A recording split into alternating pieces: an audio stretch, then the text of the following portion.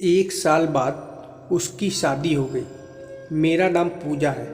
यूं तो मैं 30 साल की होने वाली थी, पर आज भी किसी हूर से कम नहीं लगती थी।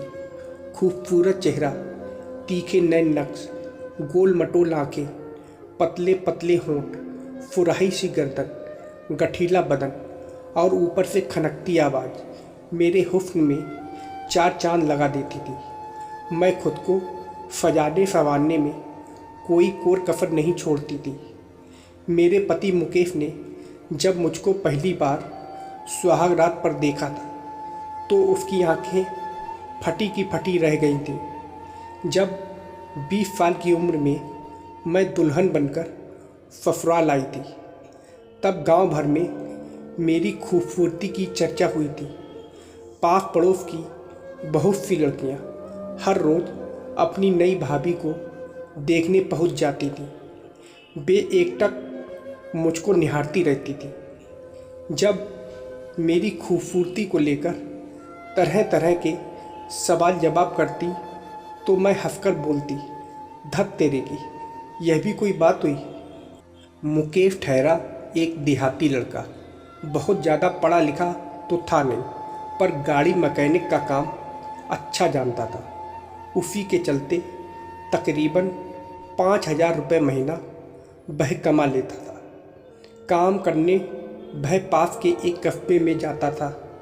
शाम ढले दाल सब्जी और गृहस्थी का सामान लेकर लौटता था। मैं सच समझ कर उसका इंतज़ार कर रही होती थी।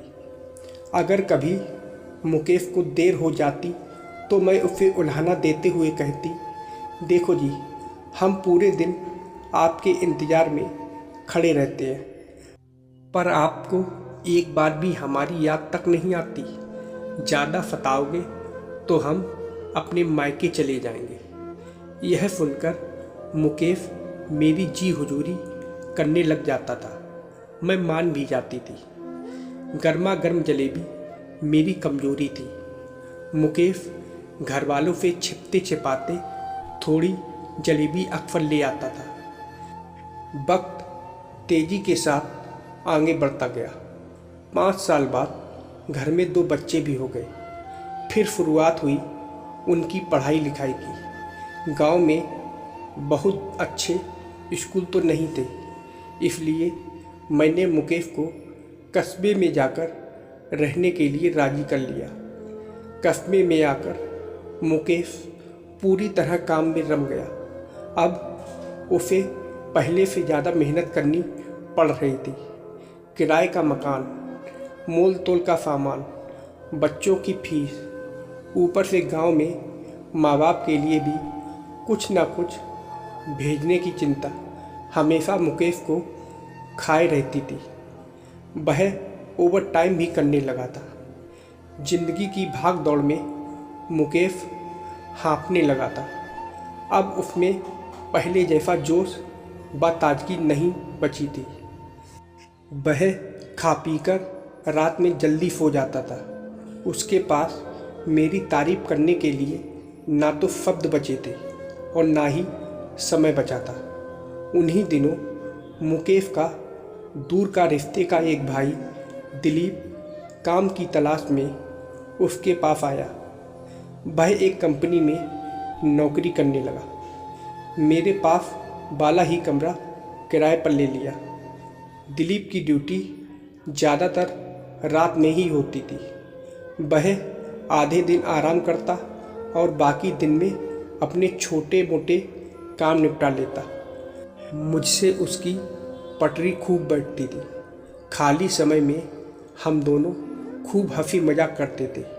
दिलीप मेरी तारीफ के पुल बांधता तो मैं मुंह में आंचल भरकर हंस देती थी। दिलीप मेरी मस्त हंसी में कहीं खो जाता था। दिलीप की अभी शादी नहीं हुई थी। वह मेरे चुलबुलेपन, रूप रंग और मंदमस्त अदाओं का दीवाना हो चला था। मैं भी उसे छेड़ने का कोई मौका नहीं जाने देती थी। एक दिन मैं दिलीप से बोली, गांव कब जाओगे? क्यों, आपके लिए कुछ लाना है क्या भाभी? हाँ, लाना तो है ही। एक देवरानी दिलीप इस पर कुछ झेप सा गया। इधर बच्चों के स्कूल में छुट्टियां हो गई थी। मेरा भाई गोविंद शहर घूमने आया था। वापस जाते समय वह अपने साथ दोनों बच्चों को भी ले गया। नानी के घर के क्या कहने, जाना तो मैं भी चाहती थी, मगर मुकेश के ख्याल ने मुझे रोक दिया था। उसके खाने पीने, कपड़े धोने की चिंता बनी हुई थी। मुकेश सुबह 8 बजे अपना खाना लेकर घर से निकल जाता था और देर शाम 9 बजे तक ही घर लौटता था। दिलीप की रविवार को छुट्टी होती थी। एक दिन वह आराम से दोपहर के 2 बजे तक सोकर उठा। चाय बनाकर पी। बर्तनों की खटपट की आवाज़ सुनकर मैंने पुकारा, अरे दिलीप, थोड़ा आना तो।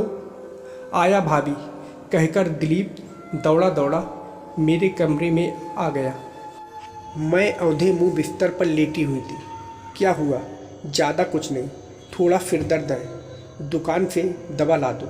दिलीप पास के केमिस्ट की दुकान से सिर दर्द की गोली ले आया। दिलीप ने मुझको गोली थमा दी और पानी का गिलास भी भरकर ले आया। दिलीप, तुम कितना ध्यान रखते हो हमारा।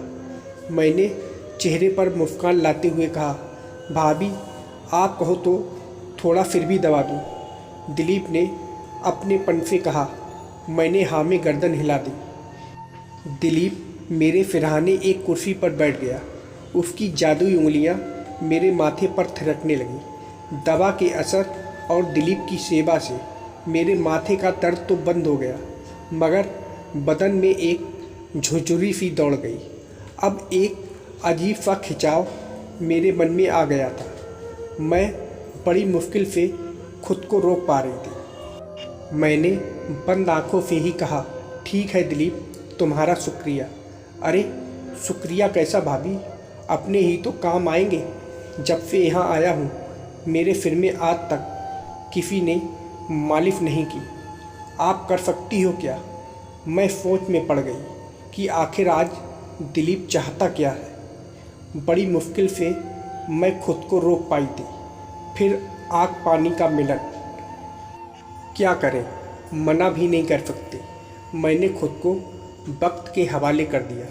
मेरी पतली लंबी उंगलियां दिलीप के सिर में हलचल मचा रही थी। वह धीरे धीरे फुदबुद खो रहा था। उसने मेरी गोल मटोल हथेली को पकड़कर चूम लिया।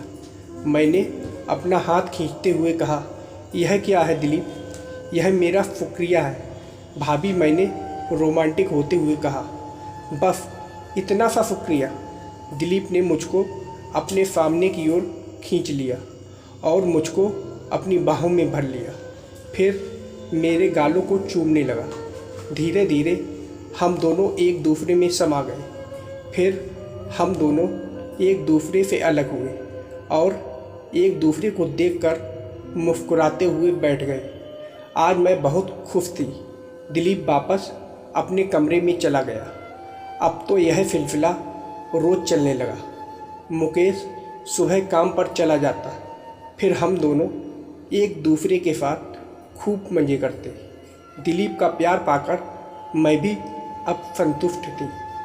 1 साल बाद दिलीप के घर वालों ने उसकी शादी करा दी और वह शहर छोड़कर चला गया। उसकी याद में कुछ दिनों तक मैं बहुत रोई थी। धीरे धीरे से दिलीप को भुलाकर एक नई शुरुआत करने लगी। तो दोस्तों, आप लोगों को यह कहानी कैसी लगी कमेंट करके ज़रूर बताइएगा और वीडियो को लाइक और सब्सक्राइब करना मत भूलिएगा। धन्यवाद।